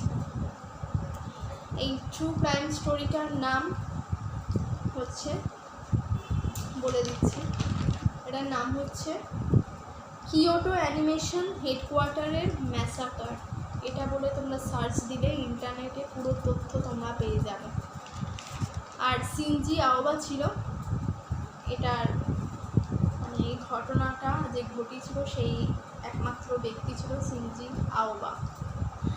আর আমি এখন যাদের নাম বলবো তাদের ফ্যামিলির লোকেরাই মিডিয়ার সামনে তাদের কথা বলেছিল, তাই জন্যে তাদের নাম ইন্টারনেটেও দেওয়া রয়েছে। যে এই ঘটনার যে 36 জন আইসিইউতে হসপিটালে ছিলেন তাদের মধ্যে বাকিরা সারভাইভ করে গেলেও, মানে বাকিরা কোনো রকমে বেঁচে গেলেও এই 4 জন মারা যায়।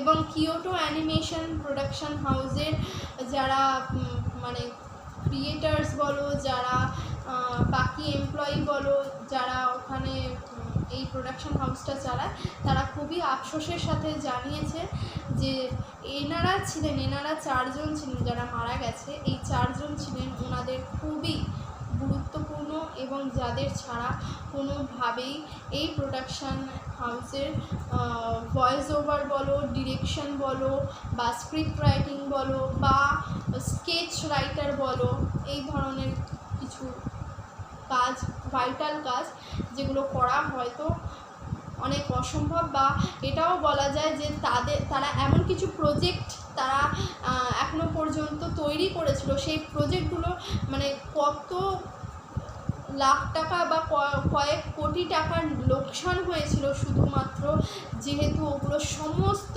কিছু ডিস্ট্রয় হয়ে গেছিলো, আর এমনভাবে ডিস্ট্রয় হয়েছিল যেটা রিকভারি করা কখনোই সম্ভব নয়। এবং মানে রিকভারি করবে কি করে, মানে যাদের দ্বারা রিকভারি করা যেত সেই 4 জনই তো মারা গেছে, ঠিক আছে।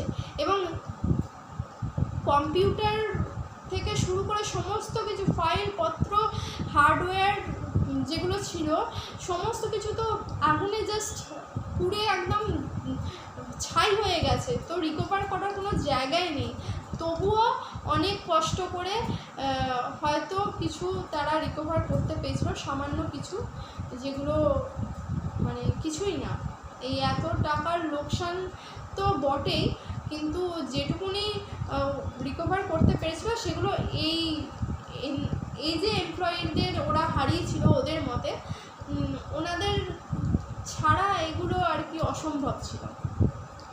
তো আমি ফার্স্টেই বলবো তার নাম, যে মেয়েটি মানে যে মহিলাটি আর কি 2nd ফ্লোরে ছিল, মানে ওই ফার্স্ট স্টুডিওতে 2nd ফ্লোরে ছিল যে মেয়েটি, সেই মেয়েটির নাম হচ্ছে নাওমি বলে একজন মহিলা ছিলেন। তার বয়স ছিল 49 বছর। এবং নাওমি বলে যে মেয়েটি ছিলেন সে ছিলেন ওখানকার কালারিস্ট ছিলেন ওখানকার। আর ওর লাইফে মানে ওই নাওমি বলে যে মহিলাটি ছিলেন সে তার লাইফে জবে থেকে অ্যানিমেশন নিয়ে পড়ে গ্র্যাজুয়েশন কমপ্লিট করেছে। কমপ্লিট করার পর তার প্রথম যে জব, ঠিক আছে, সেই প্রথম জব ছিল এই কিয়োটো অ্যানিমেশন প্রোডাকশন হাউসে। তারপর তাকে আর কখনো এটা ভাবতে হয়নি যে আমি কিয়োটো অ্যানিমেশনে কাজ করছি, আমার কোনো ফিউচার নেই বা কোনো কিছু। মানে কিয়োটো অ্যানিমেশন প্রোডাকশন হাউস জাপানের এতটাই বিরাট বড় একজন অ্যানিমেশন প্রোডাকশন হাউস, নাম করা, যেখানে চাকরি করার জন্যই কিন্তু সবাই অ্যানিমেশন নিয়ে গ্র্যাজুয়েশন কমপ্লিট করে তাদের ড্রিম জব হচ্ছে কিয়োটো অ্যানিমেশন হেডকোয়ার্টার প্রোডাকশন হাউসে তারা জব করবে এবং একটা খুব ভালো স্যালারি প্যাকেজ এবং খুব ভালো মানে প্যাকেজের সাথে সে তার লাইফ লিড করবে, যেটা জাপানের হয়তো আর 5টা অ্যানিমেশন প্রোডাকশন হাউস তাকে বেয়ার করতে পারবে না, ঠিক আছে। আর এই যে মেয়েটি নাওমি, সে 2nd ফ্লোরে তাকে পাওয়া যায় আর কি, মানে ছাদে ওঠার সিঁড়ি ওখানে হয়তো পেয়েছিল তাকে। সেই মেয়েটিকে কোনোভাবে আর কি হসপিটালে দেওয়া হয় এবং সে বাঁচেনি। তার বয়স ছিল 49 বছর এবং সে কালারিস্ট ছিল। আর কিয়োটো অ্যানিমেশনেই সে তার জীবনের বলতে গেলে প্রায় 49টা বছর কাটিয়ে দেয়। এবং তার মৃত্যুর কয়েকদিন পরেই ছিল তার বিয়ে, তার বিয়ে। মানে এই ঘটনাটা এতটাই মর্মান্তিক ঘটনা, মানে আমি এখন কি বলছি এই ঘটনাটা পুরোটা তোমাদেরকে বলার পর মানে জাস্ট আমি ভাষা হারিয়ে ফেলেছি। আমাকে ক্ষমা করে দিও যদি আমি কিছু মানে এখন কিছু ভুল বলে থাকি, আমি হয়তো কিছু ভুলভাল বলছি। তো আমি এই মেয়েটি নাওমি বলে যে মেয়েটি আর কি, তার বিয়েরও ঠিক হয়ে গেছিলো, মানে 49 ইয়ার্সে ওর কাজকে এতটাই ভালোবাসতো এবং এতটা ডেডিকেশনের সাথে ওর কাজকে ভালোবাসতো, কাজকে সময় দিত যে ও এই 49টা বছর কিয়োটো অ্যানিমেশনে কাটায় এবং সেখানে তার জীবনের 49টা মানে প্রায় 48টা বছর সে দিয়ে দেওয়ার পর তার যখন বিয়ে ঠিক হয়ে গেছে এবং হয়তো সে মারা যেত না 49 বছর বয়সে যদি না এই ঘটনাটা ঘটতো, তো তাকে তার মৃত্যুর পর এইভাবেই কবর দেওয়া হয়। ঠিক যেমন একটা বিয়ের কনেকে সাজানো হয় ঠিক সেইভাবে সাজিয়ে তাকে তার শেষ যাত্রা কবর দেওয়া হয়। আর এটা সবথেকে বড় মর্মান্তিক একটা ঘটনা। আর সেকেন্ড যিনি মারা যান তার বয়স ছিলেন 47 ইয়ার্স ওল্ড। তার নাম ছিল ইয়াসাহিরো তাকিমোতো। ওদের নামগুলো একটু মানে ভজকট ব্যাপার, কিন্তু হয়তো হাসি পাবে, ওদের নাম শুনে হাসি পাবে বা নাম পড়ে হাসি পাবে, কিন্তু বিষয়টা যদি খুব ভালো করে দেখা যায়, ওই যে আর কি ঘটনাটা ঘটিয়েছিল শিনজি ওয়াবা, সে কতটা মানে সাইকো টাইপ ছিল বা বলতে পারো কতটা ভয়াবহতার চরম লেভেল সে পার করে ফেলেছিল, যে এই ধরনের 1.5 মিনিটের মধ্যে একটা 3তলা বিল্ডিং দাউ দাউ করে আগুনে জ্বলছিল, এবং পরে যখন মানে 5 ঘন্টা লাগে সেই আগুন নিয়ন্ত্রণ করতে, এবং 24 ঘন্টা পর যখন সেই আগুন পুরোপুরিভাবে নেভে ইনভেস্টিগেটররা ঢুকে ইনভেস্টিগেট করার জন্য সব জায়গায় দেখে, তখন মানে জাস্ট অবাক করার মতন ঘটনা। এবং যে 36 জনকে হসপিটালে আইসিইউতে ভর্তি করা হয়, তার মধ্যে ঠাকুরের দয়া, ভগবানের দয়া কিছুজন বেঁচে গেলেও তাদের মধ্যে আইসিইউতে কয়েক মাস তারা জমে মানুষে মানে মৃত্যুর সাথে লড়াই করে কোনোভাবে বেঁচে গেলেও এই 4 জন শেষমেশ বাঁচতে পারেনি। তার মধ্যে ইয়াসাহিরো তাকিমোতো যে ছিল ওই কিয়োটো অ্যানিমেশনের ডিরেক্টর, অ্যানিমেটর, স্ক্রিপ্ট রাইটার, মানে উনি 3টে কাজ করতেন। ডিরেক্টর ছিলেন, অ্যানিমেটর, স্ক্রিপ্ট রাইটার, মানে অ্যানিমেটরও ছিলেন আবার স্ক্রিপ্ট রাইটারও ছিলেন, মানে টিমের একজন গুরুত্বপূর্ণ মেম্বার বুঝতে যা হয় মানে উনি ছিলেন আর কি। মানে ইয়াসাহিরো তাকিমোতো ছিলেন টিমের মানে ওই টিমের একজন গুরুত্বপূর্ণ মানুষ, যাকে ছাড়া আর কি কোনো কিছু মানে কাজটা এগোনো নেক্সট লেভেল পর্যন্ত এগোনো একটুখানি ডিফিকাল্ট ব্যাপার থাকতো। কারণ যদি অ্যানিমেশনের মধ্যে ডিরেক্টর যদি ডিরেকশন না দেয় বা অ্যানিমেশন না করে কীভাবে কী করতে হচ্ছে, বা একজন কালারিস্টের যে কাজ কোথায় কী রং দিতে হচ্ছে, বা সেই ডিরেক্টরটা ডিরেকশন দিচ্ছে, বা স্ক্রিপ্ট একটা যে ক্যারেক্টার হবে সেই ক্যারেক্টার ওয়াইজ যে স্ক্রিপ্ট তৈরি করা সমস্ত কিছু, এইগুলো একটা গুরুত্বপূর্ণ বিষয়। এবং তিনিও অ্যানিমেশন নিয়ে পড়েছিলেন শিবুইয়া কলেজ, জাপানের একটা বিখ্যাত কলেজ, শিবুইয়া কলেজ থেকে পাশ করে সে একটা খুবই ভালো স্যালারি প্যাকেজের সাথে মানে তার কেরিয়ার স্টার্ট করে গ্র্যাজুয়েশনের পর কিয়োটো অ্যানিমেশন থেকে, মানে কিয়োটো প্রোডাকশন হাউসে তিনি জব পান এবং ভালো স্যালারি প্যাকেজের সাথে তার ফিউচার কেরিয়ার স্টার্ট করে। আর 3rd নাম্বার ব্যক্তি যিনি মারা যান তার বয়স ছিলেন 61 ইয়ার্স, 61 বছরের একজন বয়স্ক। তার নাম ছিল ইয়াসি জিগি গামি। তার বয়স ছিল 61 ইয়ার্স। আর তিনি ছিলেন কিয়োটো অ্যানিমেশন প্রোডাকশন হাউসের অত্যন্ত গুরুত্বপূর্ণ একজন মানে কি বলবো মানে ওয়ার্কার। তার কাজ ছিল অ্যানিমেটর, ডিরেক্টর, স্টোরি বোর্ডার, ঠিক আছে। মানে উনি হচ্ছেন এদের মধ্যে সবথেকে মোস্ট সিনিয়র পার্সন ছিলেন, যিনি অনেক বড় বড় প্রজেক্ট নিয়ে কাজ করেছিলেন। সেই অনেক বড় বড় জায়গাতেও তিনি তার প্রতিভা অর্জন করেছিলেন, প্রতিভা দেখিয়েছিলেন। আর যে সমস্ত বড় বড় প্রজেক্টে তিনি কাজ করেছিলেন তার মধ্যে একটা হচ্ছে আকিরা, একটা হচ্ছে grave of the fireflies and Akira, এই সমস্ত বড় প্রজেক্টে তিনি যুক্ত ছিলেন, কাজ করেছিলেন। মানে যে 4 জন মারা যান তার মধ্যে মোস্ট সিনিয়র পার্সন ছিলেন এই ইয়াসি জিগি গামি। আর লাস্ট 4 নাম্বার যে ব্যক্তি মারা যান তার বয়স ছিলেন 37 বছর। তার নাম ছিল ফুটোশি নিশিয়া। তিনি ছিলেন অ্যানিমেটর, ডিরেক্টর, ক্রিয়েটার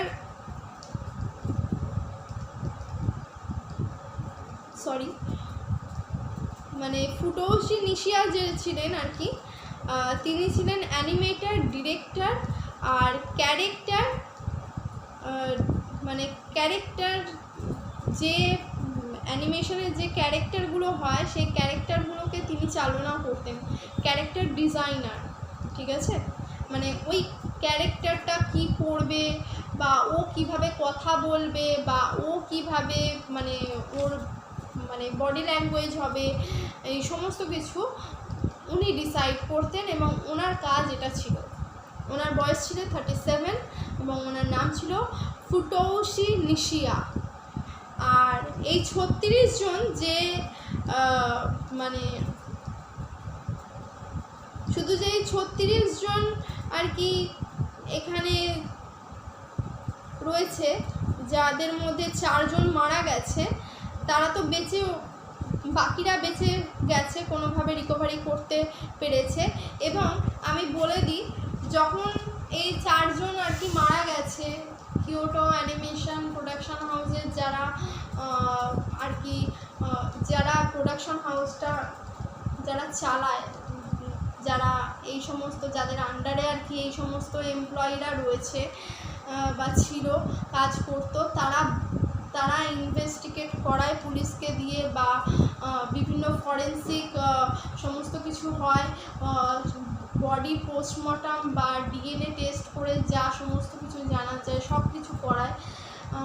তারা কখনোই আর কি মানে জাপানের পুলিশ বা কিয়োটো অ্যানিমেশন প্রোডাকশন হাউসের তারা কখনোই মিডিয়ার সামনে এগুলো মানে তুলে ধরেনি তাদের সম্মানার্থে। আর তাদের এই যাদের আমি নাম বললাম তাদের ফ্যামিলির লোকেরাই কিন্তু নিজেরা এসেছিল মিডিয়ার সামনে তাদের এই ঘটনাটা বলতে। তার জন্যই ইন্টারনেটে তাদের নামগুলো মেনশন করা আছে, তারা কি পজিশানে কাজ করতেন সেগুলোও মেনশন করা আছে, সমস্ত কিছু। আর একটা কথা, এবার লাস্ট কথা হচ্ছে, সবার মনে একটাই প্রশ্ন যে তোমরা হয়তো ভাবছো যে শিনজি আওবা কেন এই কাজটা করেছিল, কেন এই মর্মান্তিক হত্যাকাণ্ডটা সে ঘটায় 18 জুলাই 2019 সালে। তার কারণ হচ্ছে একটাই, কিয়োটো অ্যানিমেশন প্রোডাকশন হাউসের তরফ থেকে বছরে 2 বার করে একটা মানে শোজ ওরা অর্গানাইজ করে, যেখানে মানে বিভিন্ন জায়গা থেকে বিভিন্ন ছেলে মেয়েরা, বিভিন্ন মানুষেরা, তারা তাদের মানে ক্রিয়েটিভিটি থেকে একটা ক্যারেক্টারকে জন্ম দেয় এবং একটা স্টোরি রাইট করে সমস্ত কিছু সেট আপ করে সেটা মানে অ্যানিমেশনের মাধ্যমে কিভাবে কি হচ্ছে না হচ্ছে সেগুলো বর্ণনা দিয়ে মেলের মাধ্যমে তারা তাদের মেল আইডিতে মানে পাঠাতে পারে, এরকম একটা প্রোগ্রাম অর্গানাইজ করতো বছরে 2 বার। তো যেখানে জানা যায় যে ওই শিনজি আওবা ওই 2 বার ট্রাই করেছিল এবং সে তার ক্রিয়েটিভিটি থেকে যতটা পেরেছিল সে তার মতন করে ওই রকম একটা স্টোরি রাইট করে এবং একটা ক্যারেক্টারকে জন্ম দেয় এবং দিয়ে সে মেলের মাধ্যমে তার পুরো ডিটেলস তাদের কাছে পাঠায়। এবং কোনোভাবে ওই 2 বারই হয়তো সে সিলেক্ট হয়নি, এই পর্যন্ত ঠিক ছিল, সিলেক্ট হয়নি। এবং এই ঘটনাটা মানে শিনজি আওবা এই ঘটনাটা তখনই পুলিশকে বলে বা পুলিশ ইনভেস্টিগেটররা জানতে পারে, কখন আমি বলছি, আমি প্রথমেই বলেছিলাম ও যখন পালিয়ে যাচ্ছিল ওর গায়েতেও কিন্তু আগুন লেগেছিল। সো ও ইনজিওর্ড হয়েছিল এবং ও যে হসপিটালে ভর্তি ছিল সেই হসপিটালে ও বেশ কয়েক মাস হসপিটালে ছিল, ডাক্তারের ট্রিটমেন্ট চলছিল। এবং যখন ও 1 মাস বা 1.5 মাস পর যখন সুস্থ হয়ে ওঠে, যখন ও কেন এই ক্রাইমটা করেছিল, এত ভয়াবহ ক্রাইমটা কেন জন্ম দিয়েছিল ও নিজের হাতে, সেটা জানার জন্য ওকে জিজ্ঞাসাবাদ করার জন্য পুলিশ স্টেশনে নিয়ে যাওয়া হয় এবং জিজ্ঞাসাবাদ করা হয় 1-1.5 মাস পর সুস্থ হয়ে ওঠার পর। তখন ও এটা বলেছিল যে কিয়োটো অ্যানিমেশন প্রত্যেক বছর বা 2 বছর পর পর এই ধরনের একটা কন্টেস্ট মানে প্রোডাকশন হাউস থেকে করা হয়ে থাকে, যেখানে তারা এই ধরনের ক্যারেক্টার সমস্ত মানে কীভাবে কী মানে অ্যানিমেশনের মাধ্যমে তারা একটা স্টোরি কীভাবে জনগণের সামনে টিভিতে তুলে ধরবে অ্যানিমেশনের মাধ্যমে, সেটা তারা ক্যারেক্টারের জন্ম দিয়ে তারা তাদের মতন করে ক্রিয়েটিভিটি দেখিয়ে তারা সেই মেলের মাধ্যমে ওখানে পাঠাতে পারবে। তার মধ্যে সিনজি আওবা ছিল, যে 2 বছর পর পর ওরকম পাঠিয়েছিল এবং সে কোনোভাবে সিলেক্ট হয়নি, ঠিক আছে। তো সে যখন তার বক্তব্য হচ্ছে আমি সিলেক্ট হইনি সেটা আলাদা ব্যাপার, বাট আমি যখন দেখি টিভিতে অন্য একটা ক্যারেক্টার হচ্ছে এবং সেখানে আমার ক্রিয়েট করা একটা ক্যারেক্টার এবং কিছু স্ক্রিপ্টেড কিছু মানে কথা বলো বা কিছু জিনিসপত্র যেগুলো আমি একমাত্র জানি যে এটা আমি জন্ম দিয়েছি, আমি ক্রিয়েট করেছিলাম, সেগুলো ওখানে দেখানো হচ্ছে। তো সেটা দেখে আমার মাথা গরম হয়ে যায়, মাথায় রক্ত উঠে যায়।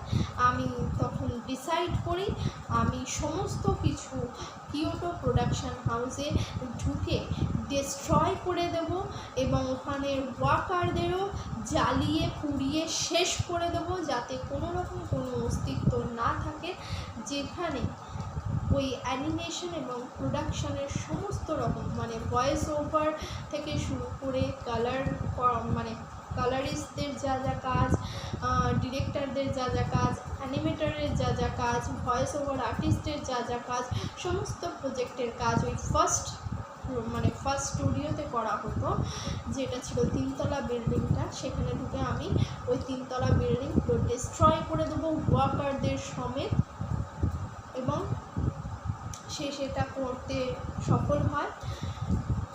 ভগবানের দয়ায় কিছু মানুষ বেঁচে যায়,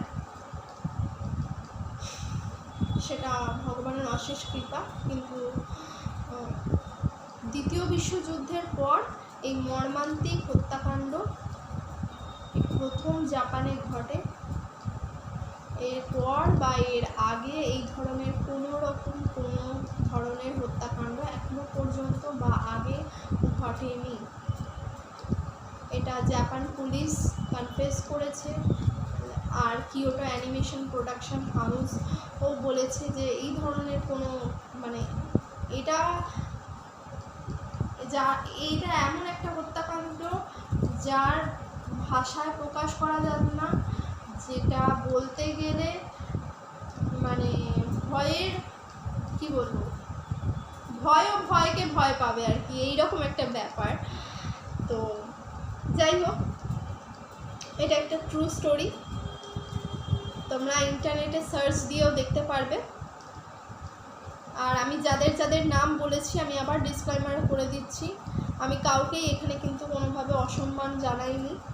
ক্যারেক্টারের মধ্যে যারা যারা নাম নিয়েছি যাদের এবং যে প্রোডাকশান হাউস নাম নিয়েছি আমি সমস্তটাই কিন্তু ইন্টারনেট থেকে জেনেছি। সো প্লিজ এই ঘটনাটা সবাই গল্পের মতন করেই এনজয় করো। আর আমি কাউকে কিন্তু অসম্মান করতে চাইনি। তো আজকে আমি আমার এই ঘটনাটা এখানেই শেষ করছি, কারণ এই ঘটনাটা এতটাই পরে কনফেস করেছিল। ও সুস্থ হওয়ার পর ও নিজে পুলিশকে জানায়, বারবার যখন পুলিশ ইনভেস্টিগেট করছিল ওকে নিয়ে গিয়ে তারপর শেষমেশ পুলিশের কাছে কনফেস করে যে আমি এই জন্য ঘটনাটা ঘটিয়েছি। তো এতে ওর কোনো আক্ষেপ নেই। তো চলো আজকে ঘটনাটা এই পর্যন্তই রাখলাম। আর কেমন লাগলো অবশ্যই কমেন্টস করে জানিও।